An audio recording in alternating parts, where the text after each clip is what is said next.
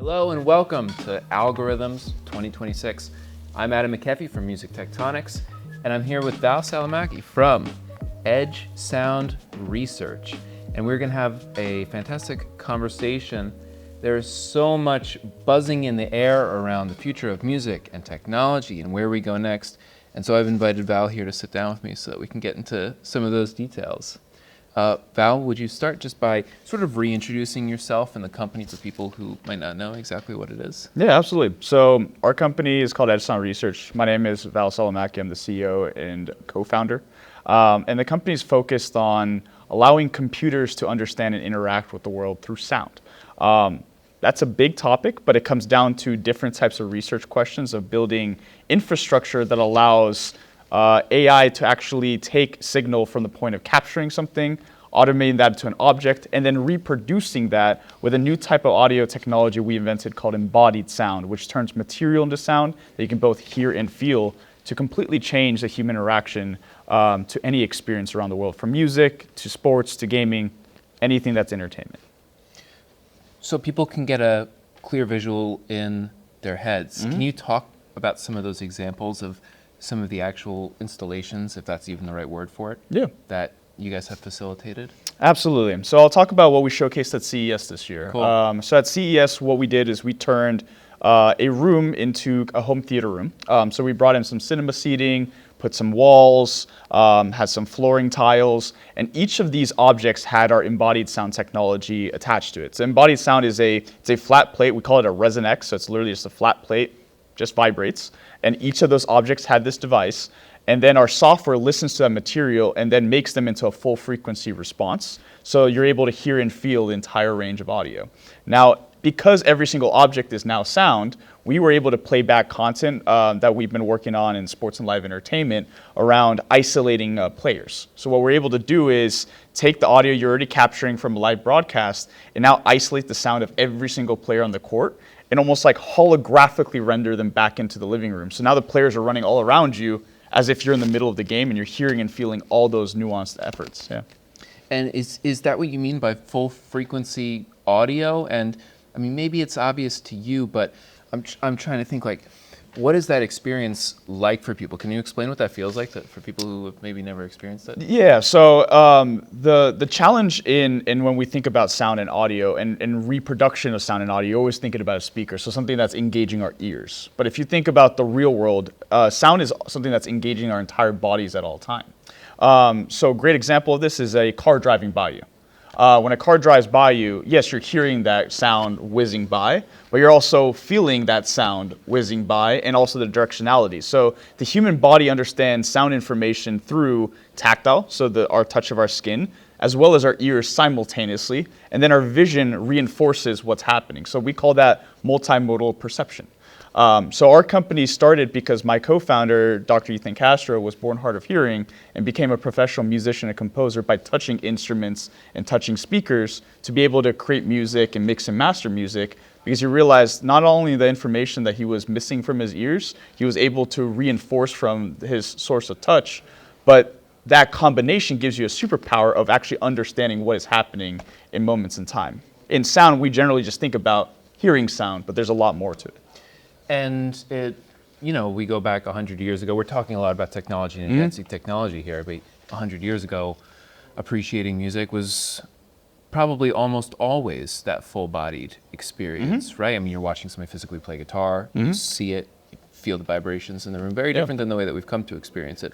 So it almost sounds to me like you're putting some of that full sensory, multimodal, if that's the word you used, back into the experience of just watching a live event or listening to music or whatever it is. Yeah, absolutely. I mean, the ultimate goal is what makes something feel lifelike and real, right?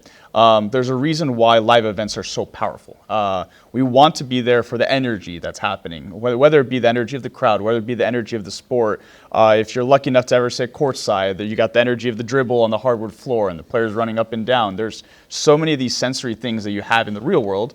But when you play that back through existing sound mechanisms like a traditional loudspeaker, a lot of that information is lost by the time it gets transferred back to that user who's consuming that content. And that's where we started with the first kind of philosophy question we had is, if a creator creates something, how do you know that the user actually consumed it in the same way the creator intended, right? There's so much of that signal that's lost in that translation point, and that's where we started looking at, well, how do we research in the way we preserve that signal all the way through so those experiences are lifelike no matter where you're at in the world? When you put it that way, it sounds like a very, very altruistic thing of just like trying to make sure that we're actually honoring and archiving and making sure that we're just honoring the original intent of the creator and the musician. Yep.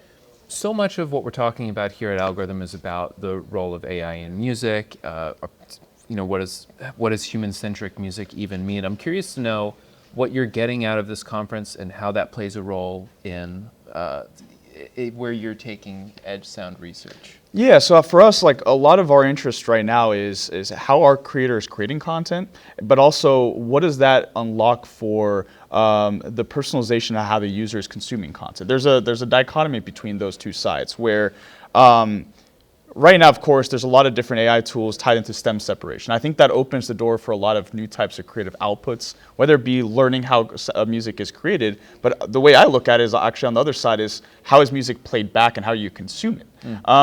Because if you have environments where you're actually now able to stem separate and put sound in different environments, whether it be, for example, we have this living room environment we built out in our office in Los Angeles where if you're playing, the pianos are coming out of the table right in front of you, and you have the vocalist is right next to you on the couch, and you have some supporting audio that's coming from the walls around you. You can now curate these types of spaces and these moments that have never been possible before. So it's really fascinating to us to see where are these like AI creator tools come into play.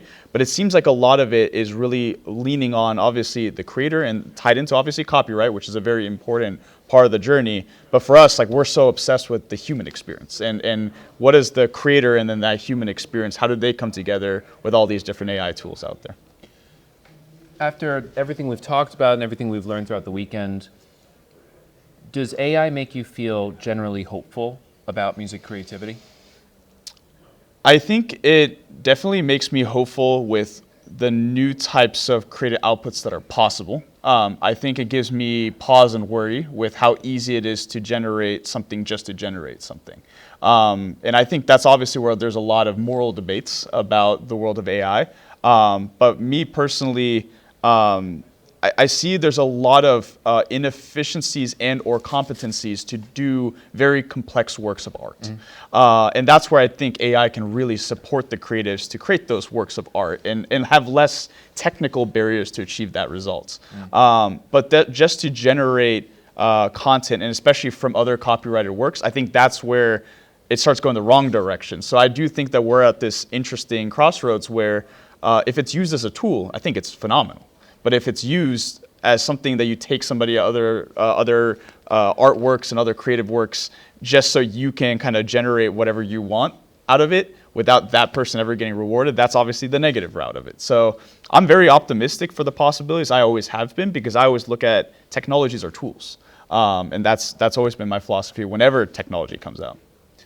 I know that your business is, like all businesses, evolving and following certain things in the market. Could you tell us a little bit about what's next for Edge Sound? Yeah, so originally our company started in the music industry focusing on recording studios first, and then from there looking at consumer experiences from the world of music. Very quickly, we started getting a lot of attention from the sports and live entertainment market because the reality of sports and live entertainment is in a studio, you're in a very controlled environment. So you can use a lot of tools, you get really clean capture, then you can start playing around with stem separation. Take that into a live environment like a sport where it's a really hostile environment, a lot of noise, not a lot of signal. You can't just apply the same tools directly back in. So we realized that as we're applying our embodied sound technology to help fans get more close to sporting events, where the pipeline to capture that audio content needs to change.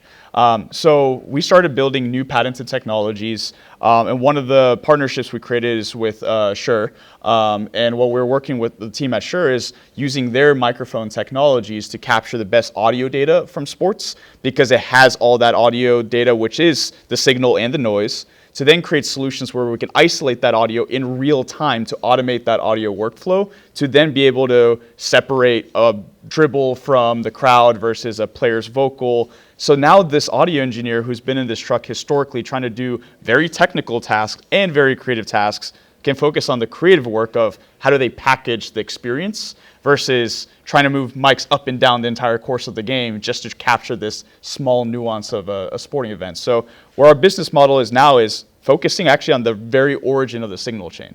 If we're solving the way audio is captured in the world, it opens up the door for creative possibilities of how we then experience it anywhere.